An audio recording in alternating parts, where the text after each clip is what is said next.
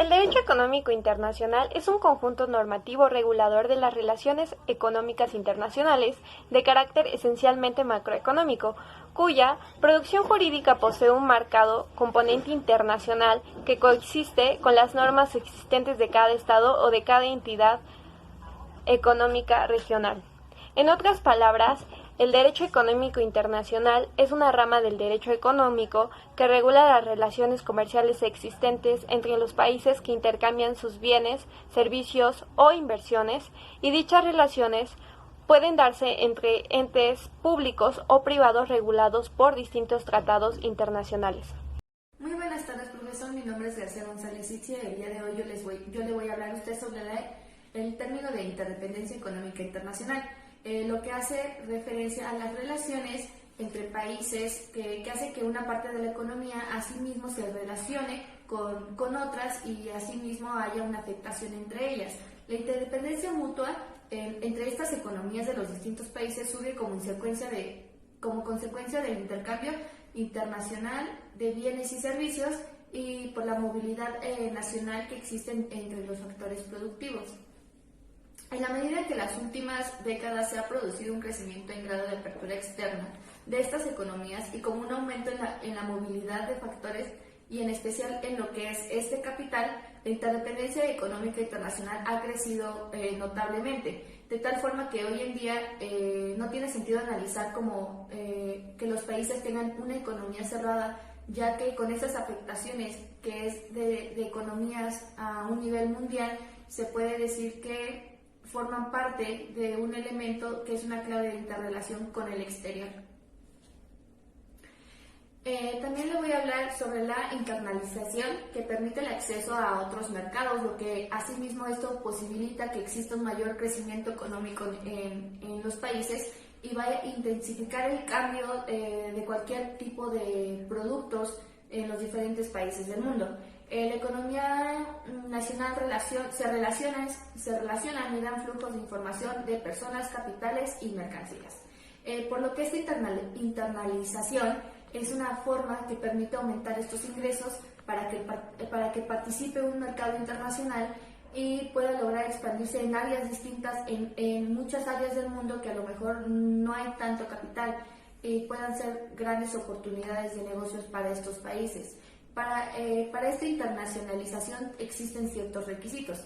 Uno de ellos es el conocimiento del mercado internacional, porque es importante tener conocimiento de los clientes de cada país, cuál es el mercado, cuál es el objetivo de este mercado al que nos pensamos dirigir, puesto que como ya había mencionado anteriormente, cada país cuenta con ciertos servicios, con ciertos gustos de consumidores, preferencias, valores y un poder adquisitivo diferente. Entonces, un punto muy importante es a qué mercado, sobre qué país nos vamos a dirigir.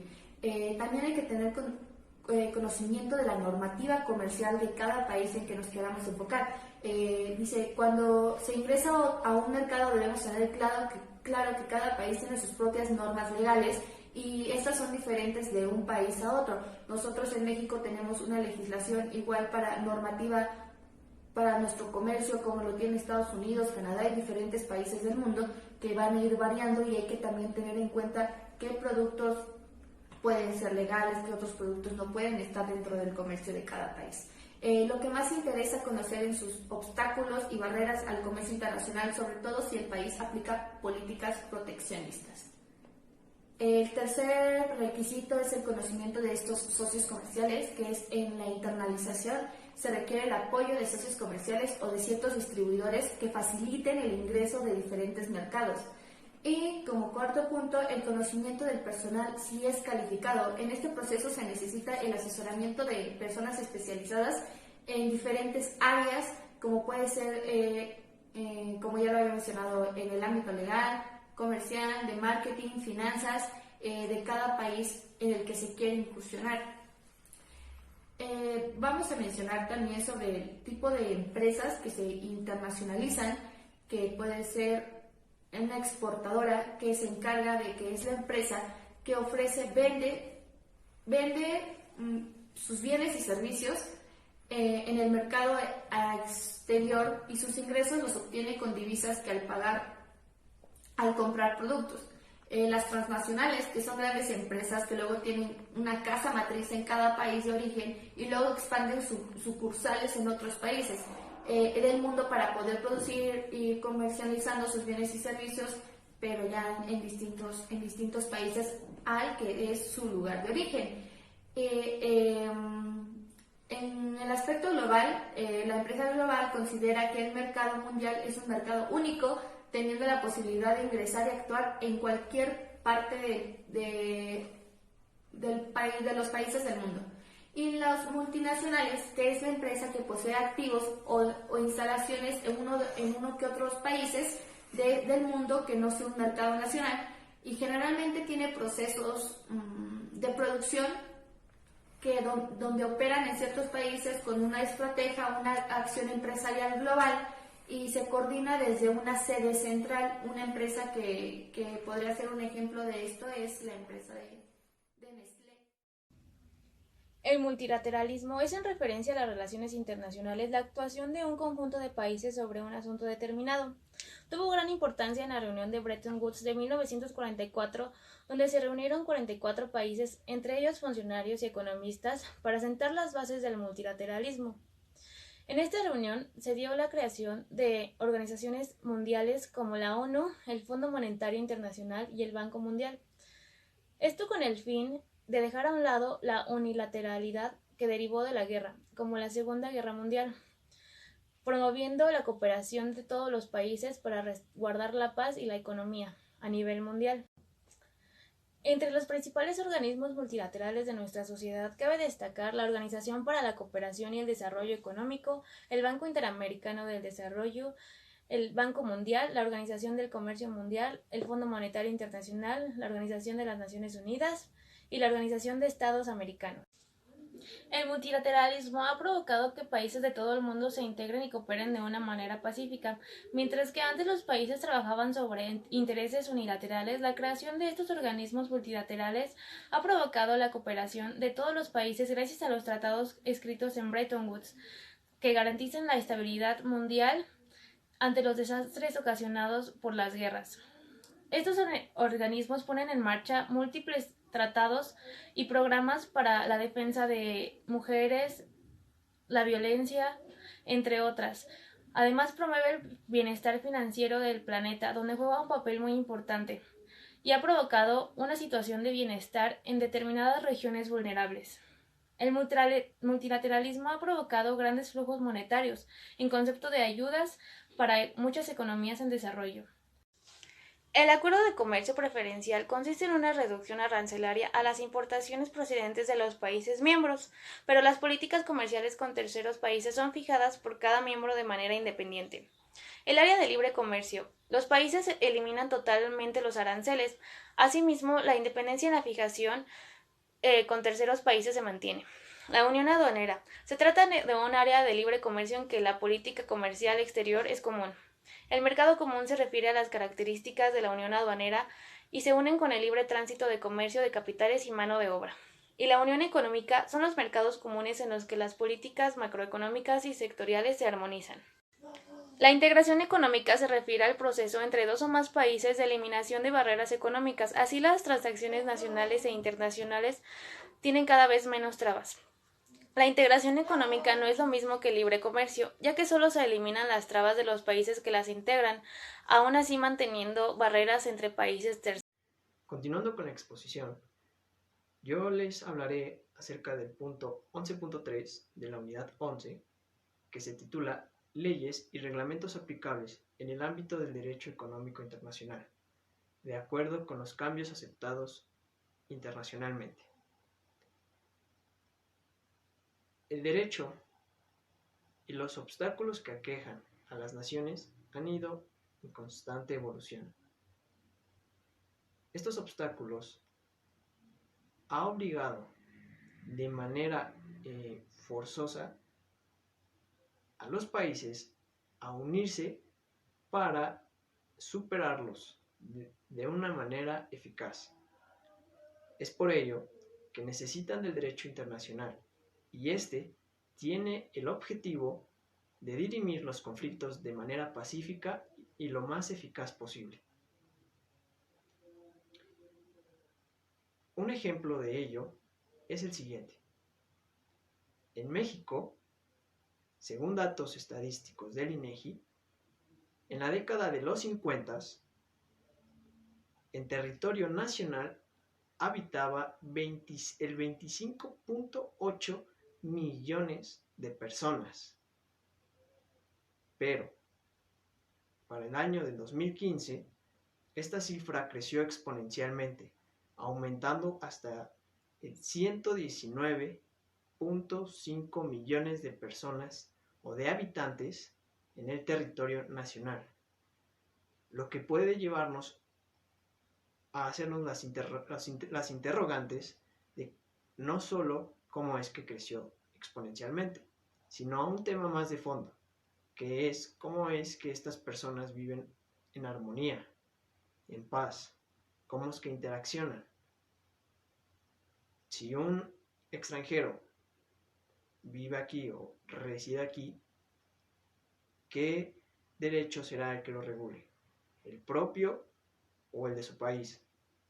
O en materia económica, si las empresas o empresas transnacionales, también conocidas, vienen a territorio nacional, ¿quién tendrá la competencia de regularlas? ¿Sus países o el nuestro?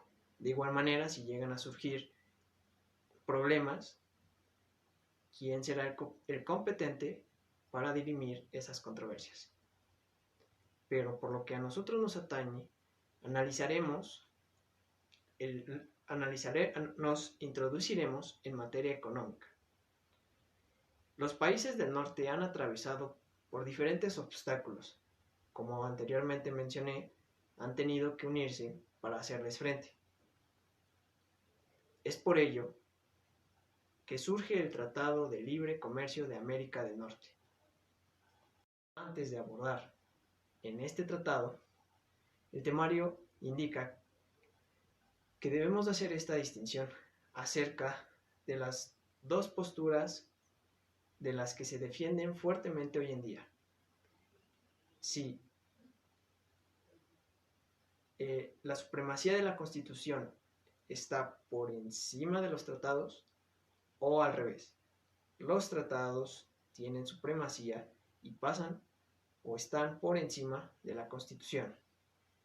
Es importante advertir que estas posturas que se elijan, no solo en un ámbito personal, sino en un ámbito de país, o la visión que se tenga de estas posturas que tengan los países, puede tener o acarrear efectos devastadores o benéficos para sus habitantes. Muestra de ello es el tratado que a lo largo de esta exposición estaremos mencionando. El Tratado de Libre Comercio de América del Norte, por sus siglas TELECAN, no ha sido lo que muchas y muchos esperaban. Ha sido fuertemente criticado e incluso los objetivos que se tenían antes a comparación de los de ahora han cambiado. Cuando México forma parte de este tratado, tuvo que hacer un sinfín de modificaciones a sus andamiajes jurídicos, comenzando por la Constitución Política, a sus artículos 27 y 130, a su Ley sobre la celebración de tratados, a su Ley General de Bienes Nacionales, a la Ley Agraria y a la de sus tribunales agrarios, a la Ley de Pesca, a la Ley de Impuestos Generales a la Importación y a la Exportación, Ley de Vías Generales de Comunicación y la Ley Minera.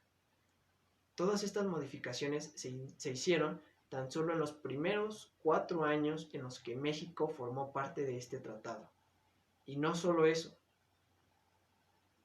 este tratado puso o incrustó las bases para que los extranjeros accedieran a materias en las que solo el Estado mexicano tenía facultad para acceder, como en materia de aguas nacionales, ferrocarriles, comunicación vía satélite, pesca, energéticos, petroquímica, servicios profesionales, industria, incluso la educación en los diferentes niveles.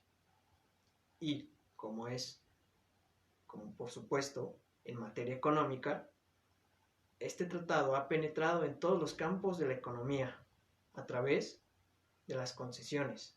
Autorizada de ello es el siguiente. Cuando México decide formar parte de este tratado, permite que empresas transnacionales accedan al territorio mexicano y ejerzan sus actividades libremente y respaldadas y justificadas por el tratado internacional. Entonces, estas empresas transnacionales tenían permitido utilizar zonas como depósitos de desechos peligrosos, utilizándolas como sus basureros. Pero en el andamiaje interno nacional, entidades federativas y municipales prohibían legalmente utilizar zonas para desechos de materiales peligrosos, lo que provocó una contradicción entre el andamiaje jurídico interno y los tratados y el tratado internacional, o sea, el Telecán. Y esto repercutió generando consecuencias desfavorables para el Estado mexicano, ya que estas empresas transnacionales acudieron a órganos supranacionales, condenando al Estado mexicano con sanciones pecuniarias muy elevadas por impedirles el libre ejercicio de sus actividades comerciales. Para evitar toda esta cantidad de problemas, el primer mecanismo o la primera fase en la que se ven sumergidas todas las naciones es en la Convención de Viena, en la que muchas naciones forman parte, y esta convención establece claramente todo lo relativo a los tratados. Es nacionalmente reconocida, ya que la nombran el Tratado de los Tratados, y como anteriormente mencioné, establece todo lo relativo a los tratados en sus diversos 8 capítulos, en donde se habla de la celebración y entrada en vigor de los tratados, su observación, aplicación e interpretación de los mismos, sus enmiendas y modificaciones, sus nulidades, terminaciones y suspensiones, sus disposiciones inversas, etcétera, etcétera, etcétera. Otra ley de importante relevancia es la Ley sobre Derecho de los Tratados. Esta ley tiene el objeto de regular la celebración de los tratados y acuerdos interinstitucionales en el ámbito internacional. En su artículo primero menciona que solo los tratados podrán ser celebrados entre el gobierno de los Estados Unidos mexicanos y uno o varios sujetos de derecho internacional público. De igual manera, es un andamiaje jurídico importante porque asienta las bases de formas pacíficas para llevar a cabo esta transición de tratados al territorio mexicano. Pero no menos importante, la ley sobre la aprobación de tratados internacionales en materia económica. Es muy importante porque esta ley tiene como objeto reglamentar el artículo 93 de la Constitución, y en su artículo primero establece el objetivo que desea alcanzar este ordenamiento jurídico, que es en materia de comercio mercantil, donde de igual manera sienta las bases para establecer soluciones y caminos para la transición de los tratados en materia mercantil. Hola, yo les voy a hablar sobre el tema 11.4, el cual es aspectos generales sobre el Tratado de Libre Comercio de América del Norte. Este tratado fue negociado entre los años de 1988 y 1991, entrando en vigor el 1 de enero de 1994. Fue firmado por el presidente George Bush, por el presidente Carlos Salinas de Gortari y por el primer ministro Brian Mulroney. Cuenta con 8 secciones, con 22 capítulos, con 2.206 artículos y 2.000 páginas. Y su propósito era igualar el crecimiento económico que la Unión Europea estaba obteniendo en ese momento, pero con la ventaja de mantener la autonomía de sus leyes, debido a que la Unión Europea estaba haciendo un sistema de leyes supranacionales que rigiera sobre los países que integran a la Unión Europea. Este mismo es administrado por el Secretariado del Tratado de Libre Comercio de América del Norte, o TELECAN, el cual su mayor prioridad es resolver controversias nacionales e internacionales entre comercio extranjero. Los principales objetivos del TELECAN eran, en primera, que todos los países que formaban parte del TELECAN obtuvieran el estatus de nación más favorecida, lo cual significa que iban a tener mejores condiciones de comercio entre ellas mismas. El segundo objetivo era el de eliminar los obstáculos al comercio internacional entre ellos.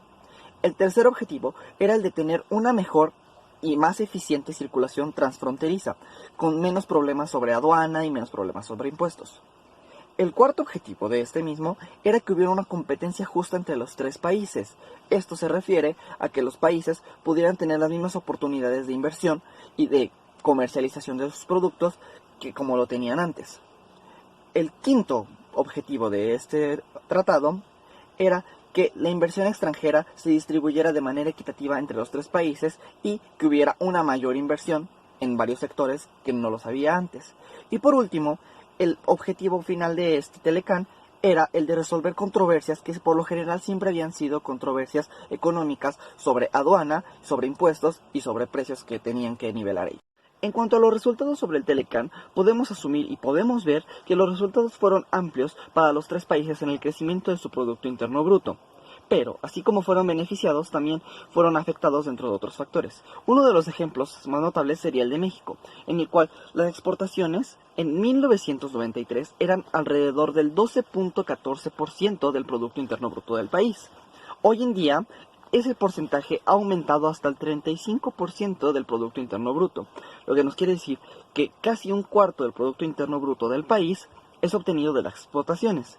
Sin embargo, si lo ponemos en comparación directa con las importaciones, en 1993 las importaciones que realizaba México eran del 13.82% del Producto Interno Bruto. Hoy en día, ese porcentaje se ha elevado hasta el 37% del Producto Interno Bruto del país. Lo que nos quiere dar a entender es que nosotros gastamos más en comprar objetos y bienes y servicios de los países del TELECAN que de los que nosotros exportamos.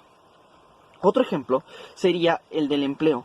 En 1993, un año antes de la entrada del TELECAN, la tasa de empleo era de 32.3 millones de empleos. Hoy en día, esa cifra ha aumentado hasta los 40 millones de empleos. Sin embargo, si lo ponemos en comparación directa de nuevo con el desempleo, podemos notar que hay una tasa del 3.9% de desempleo en 1993 y hoy en día esa tasa ha aumentado al 5%, lo cual nos da a entender que aunque las cifras puedan parecer muy poco, en el término real es muy alto. Si bien el TELECAN ha sido muy benéfico para los 3 países, últimamente ha tenido una serie de complicaciones que la han llevado a su renegociación, por lo que ahora hay un nuevo tratado que será llamado TEMEC. Las causas para llegar a esto fueron que Estados Unidos estaba comprando autos importados que eran ensamblados en México, por lo cual no estaba ayudando a su economía, y estaba recibiendo una fuerte carga migratoria de la zona rural del norte de México debido a la falta de empleo. Por lo cual, Donald Trump, dentro de su campaña presidencial del año 2016, prometió renegociar el TELECAN, de modo que obtuvieran mejores beneficios, o si no lo lograban, entonces salir de este mismo. Cuando Trump ganó la presidencia en el año 2016, empezó a tomar una serie de medidas económicas drásticas en contra de países como China, México y Estados Unidos, por lo cual México, Estados Unidos y Canadá se vieron en la necesidad de renegociar el Telecán. La primera negociación fue entre el presidente Donald Trump y el presidente Enrique Peña Nieto el 28 de agosto de 2018, y el 30 de noviembre de ese mismo año, los tres presidentes de estos países, que son Justin Trudeau de Canadá, Donald Trump de Estados Unidos y Enrique Peña Nieto de México, firmaron paralelamente en la cumbre de la G20 en Buenos Aires, Argentina, lo que sería el nuevo TEMEC. Y esto sería todo de mi parte. Gracias. Hola, buenas tardes. Yo les voy a hablar del concepto del nuevo orden económico internacional y de la globalización. El nuevo orden económico internacional fue una expresión acuñada en la Sexta Asamblea Especial de la ONU en el año 1974. La ONU es la Organización Mundial de las Naciones Unidas y normalmente este nuevo orden se puede definir solamente por sus siglas, que sería NOEI o NOEI. Vino a sustituir al concepto de ayuda al desarrollo. Implica la existencia de una determinada estructura u orden económico que ha perpetuado la posición de pobreza de los países subdesarrollados. Los debates sobre este nuevo orden han ido adquiriendo más relevancia con el paso del tiempo por la cada vez mayor importancia del comercio internacional. Pero para poder comprender esto, tendríamos que ver qué es un país subdesarrollado y, qué sería el subdesarrollo para poder saber por qué estaban pidiendo un nuevo concepto o una nueva forma de verlo. Entonces podemos decir que el subdesarrollo es un concepto que se emplea para nombrar a la situación o al estado de una nación que no dispone de un nivel de desarrollo económico considerado adecuado. En otras palabras, el subdesarrollo señala que el desarrollo de un país se encuentra por debajo de cierto nivel. Supongamos que cada país tiene que tener un nivel de economía necesario para poder funcionar de manera correcta y que así sus habitantes, sus ciudadanos, puedan contar con lo que necesitan y verse suficientemente ayudados, apoyados por el Estado para tener la salud necesaria o vida digna que la mayoría de las constituciones prevé. En este caso podríamos poner un ejemplo en países de África, del continente africano, que es uno de los continentes que más sufren en cuanto a temas de economía o a temas de salud. Si lo comparáramos con un país que se encuentra dentro de Europa o con Estados Unidos, que son países de primer mundo, pues la diferencia es bastante abismal debido a que hay muchísima diferencia en la economía de cada uno de estos países. Las peticiones de los países subdesarrollados fueron las siguientes: establecer acuerdos sobre los productos de exportación de los países subdesarrollados que permitieran obtener precios remunerados y justos, aumentar la ayuda oficial de los países industrializados hasta un 0.7 de su Producto Interno Bruto o PIB, aliviar la carga de la deuda exterior e incluso condonarla a los países de menor desarrollo, reducir o eliminar los derechos arancelarios de los países centrales, aumentar la transferencia de la tecnología al tercer mundo y creación de un tipo de tecnología autóctona para los países en desarrollo. Esto quiere decir que estábamos buscando tener una mejor tecnología porque muchos ni siquiera pueden tener un buen acceso a internet o a banda ancha, y en la Constitución ya es, en sí es un derecho humano, entonces eso sería necesario.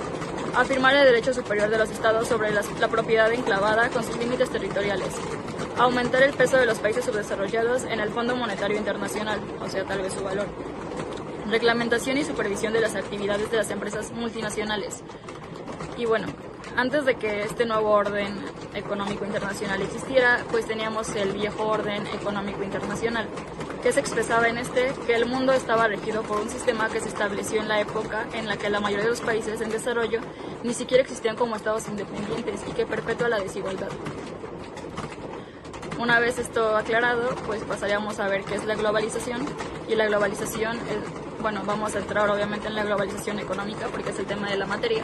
La globalización económica es la integración de los distintos países del mundo a partir del mayor intercambio comercial y de los flujos de inversiones. Esto es el constante cambio que tienen de unos de recibir y dar, importar y exportar de un país a otro ciertos productos de primera necesidad o productos como de entretenimiento y cosas de ese tipo. Por ejemplo, los celulares o comida como maíz, cosas así. Como parte de un proceso de globalización económica, los países siguen diversas estrategias. La primera es la firma de acuerdos comerciales que pueden ser firmados entre dos países, que esto sería algo bilateral, o también puede ser entre más de dos países, que sería el multilateralismo. Así se Bueno, así se pretende que se bajen los aranceles y se reduzcan barreras burocráticas para la transacción, entre otras medidas. Pero bueno, ¿qué es un arancel? Un arancel o aranceles son tarifas oficiales que determinan los derechos que se han de pagar en varios ramos, como el de costas judiciales, transporte ferroviario o aduanas. Se paga a través de la aduana por cada importación o exportación. Esto es, cada país pone su precio, su cantidad a pagar, y pues los países que exportan o importan tienen que estar de acuerdo con esto o pues no hacerlo. Por ejemplo, un caso sería que Donald Trump estaba amenazando con subir sus aranceles para que México tuviera que pagar más, y esto pues se vería afectada la economía mexicana.